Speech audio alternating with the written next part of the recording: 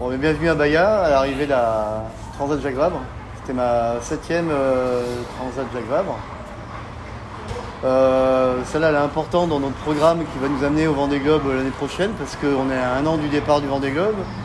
C'est important de faire une Jacques Vabre avec un co-skipper qui allait apporter quelque chose au projet.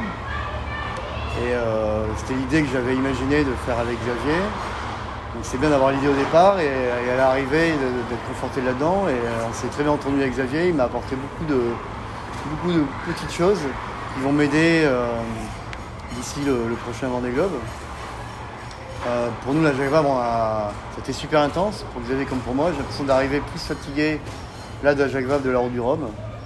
Pour moi, c'est une course qui est beaucoup plus aboutie que n'était la Route du Rhum, même si en termes de résultats, on dit que c'est moins bien. Mais en fait, on s'est retrouvé rapidement dans un paquet de 6 bateaux. Et dans le paquet de 6 bateaux, on fait deuxième dans le groupe de 6 bateaux, ce qui n'est pas si mal que ça.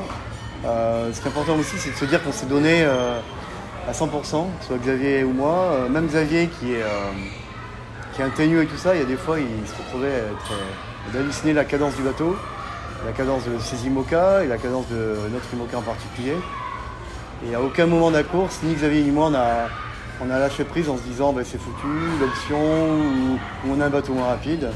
Et ça qui est chouette, et c'est toute la teneur du projet de faire cette Jacques Vabre avec Xavier, c'est de jamais lâcher le morceau, de se donner à fond dans notre esprit en se disant qu'on a un vieux bateau modernisé, on n'a pas forcément le bateau le plus rapide, pas forcément le plus gros budget, mais on a la volonté qu'il y a, on a la fraîcheur d'un projet sympa et ouvert.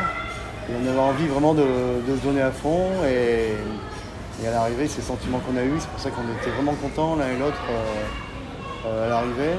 Là, Xavier va rentrer en avion. Il a prévu de me faire tout un compte rendu de la course. Un compte rendu d'une part au niveau stratégie, avec le météorologue avec qui on travaille, Christian Dumas, mais aussi un compte rendu technique, avec les petites évolutions qu'on peut faire. Alors tu vas me dire, les petites évolutions, c'est que dalle. En fait, c'est ces petites évolutions qui font gagner un pouillème ou 1% de vitesse du bateau. Et finalement, quand on regarde les peu d'écart à l'arrivée, c'est ce pourcent qui est important de le gagner d'ici le prochain Vendée Globe. Et pour ma part, je reste là, mais pas longtemps. Je rentre dans quelques jours avec le bateau, en solitaire.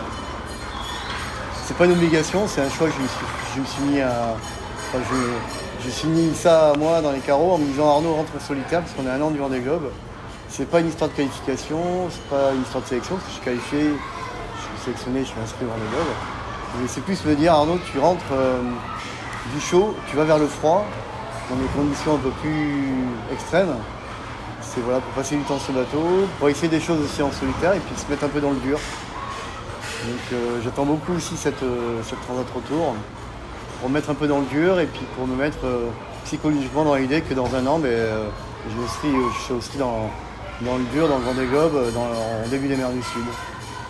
Et c'est super excitant, c'est moins excitant que faire la Jacques Vabre, mais aussi c'est excitant dans un programme qui m'amènera au prochain Vendée Globe, parce que je vais faire 2 transats en quelques semaines.